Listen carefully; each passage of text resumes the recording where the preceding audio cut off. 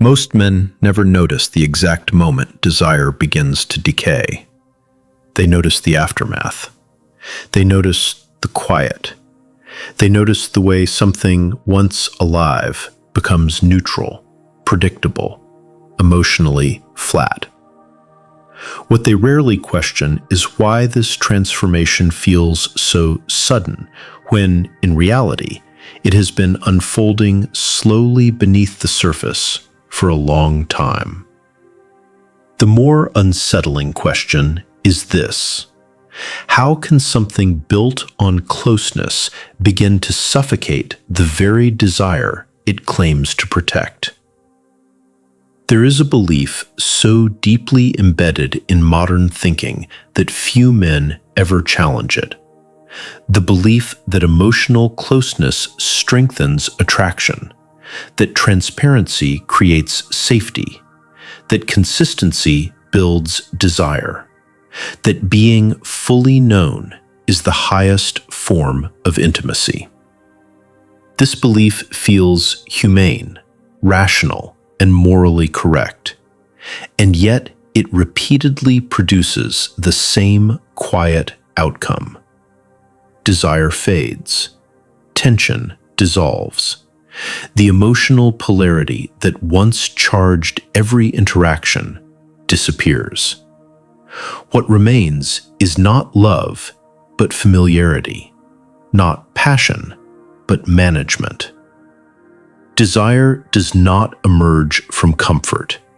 It emerges from perception, from the mind's interpretation of distance, uncertainty, and meaning. Desire is not a reward for reassurance. It is a response to the presence of something that cannot be fully accessed, predicted, or absorbed. When closeness becomes total, the mind stops reaching. And when the mind stops reaching, desire begins to collapse inward. What most men experience as intimacy is often the gradual erosion of psychological boundaries, the sharing of everything, the exposure of every thought, insecurity, and internal fluctuation. The transformation from a self-contained internal world into an open system with no friction. At first, this feels like connection, but connection without tension becomes stagnation. The nervous system adapts. The emotional charge that once felt electric becomes background noise. The mind categorizes what was once unknown as familiar. And familiarity is not seductive. It is efficient. The human psyche is not designed to desire what it fully understands. It is designed to desire what it cannot completely possess. This is not cruelty. It is not manipulation. It is a perceptual mechanism rooted in how attention, value, and meaning are generated. The mind assigns importance to what resists full comprehension. It remains alert to what retains autonomy. Distance does not kill connection. It defines it.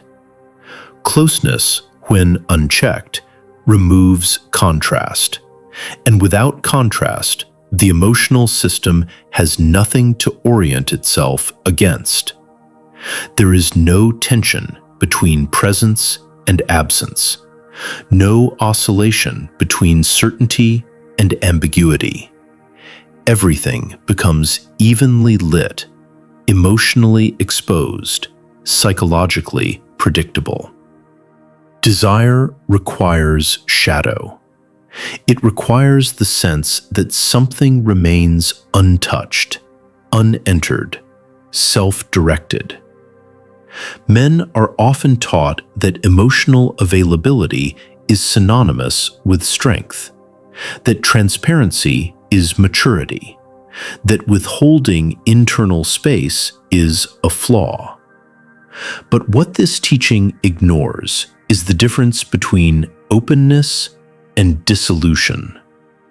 A man without internal boundaries becomes psychologically porous. His identity diffuses into the relationship. His internal authority dissolves into shared emotional management. He becomes readable, predictable, emotionally static. And predictability is fatal to desire. Desire feeds on perception of depth, on the sense that there is more beneath the surface than what is currently visible. When a man collapses his inner world into constant disclosure, he eliminates depth. He replaces presence with exposure. He mistakes accessibility for intimacy, and the mind responds accordingly. It stops leaning forward. Distance is not absence. It is self-possession. It is the maintenance of an internal world that does not require constant validation or explanation. It is the quiet signal that one's identity does not exist solely within the relational space. This distance creates gravity, not through withdrawal, but through autonomy. The mind does not chase what is already embedded. It orients toward what remains self-directed. Closeness becomes destructive when it eliminates polarity. Polarity is the psychological tension between two distinct internal centers. When one center collapses into the other, the system loses charge. There is no longer a dynamic exchange, only mutual reflection. And reflection does not stimulate desire. It stabilizes it into neutrality. Men often misinterpret the loss of desire as a relational failure. They search for external explanations: stress, routine, time, responsibility. But beneath these surface narratives is a more uncomfortable reality. Desire did not disappear because of time. It disappeared because the internal architecture that once supported tension was dismantled in the name of closeness. When everything is shared, nothing is sought. When every emotion is processed aloud, nothing remains internal. When every thought is disclosed, nothing is discovered. The relationship becomes a closed system, psychologically complete. And completeness is the end of desire. This is why early attraction feels different, not because of novelty alone, but because of separation, because two internal worlds are still intact, because perception is still active, because meaning is still being constructed rather than assumed.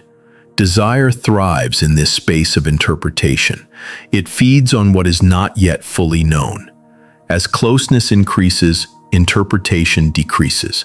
The mind no longer asks questions. It no longer projects depth.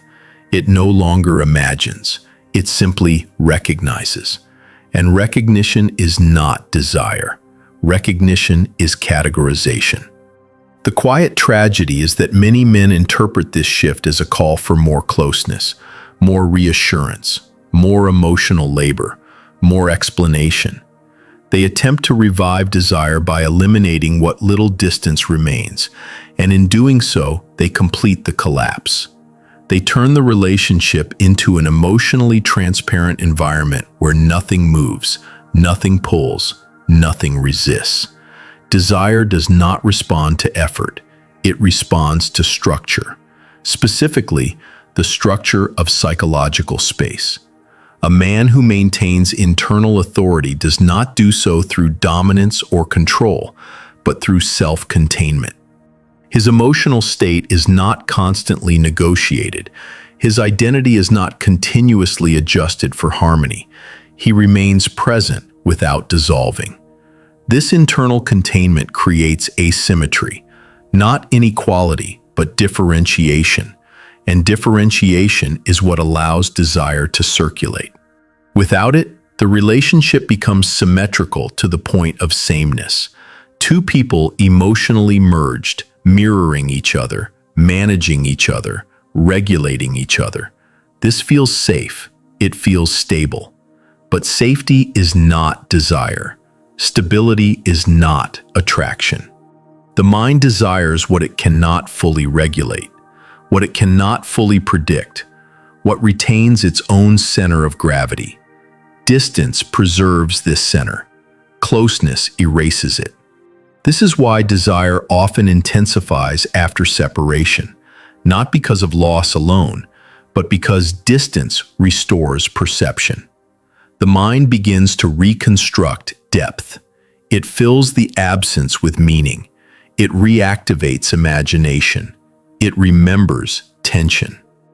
Distance reintroduces polarity, and with it, desire resurfaces. But this effect is not limited to physical separation. It applies to psychological separation as well. A man can be present without being emotionally available on demand. He can be connected without being internally exposed. He can share without dissolving. This balance is rarely taught because it contradicts the modern ideal of relational transparency. Yet, human attraction does not operate on ideals. It operates on perception, and perception responds to structure, not intention.